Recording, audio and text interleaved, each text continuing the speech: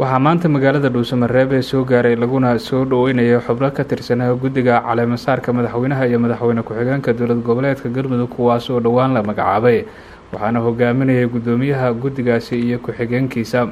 waxaa garoonka diyaaradaha ugaas nuur magaalada dhuusamareeb kusoo dhoweeyey wasiiro iyo xildhibaano ka tirsan dowlad goboleedka galmudug iyo maamulka magaalada dhuusamareeb. sidoo kalena waxaa soo dhoweynta qeyb ka ah xubno iyana ka tirsan guddiga caleemasaarka madaxweynaha iyo madaxweyne ku-xigeenka xafladiisa loo xil saaray isla markaana qaban doona. xubnahan uu horkacayay guddoomiyaha guddigaasi yuusuf garaad cumar ayaa soo gaaray magaalada dhuusamareeb waxaana la geeyay halkii loogu talagalay in ay ku shaqeeyaan inta munaasabada caleemasaarka qabanqaabadeeda iyo qabashadeedaba ay ka wadaan magaalada dhuusamareeb. waxa ayna sheegeen inta ay ku sugan yihiin magaalada dhuusamareeb amaba laga gaarayo munaasabada caleemasaarka in ay la kulmi doonaan madaxda ugu sareysa dowlad goboleedka galmudug.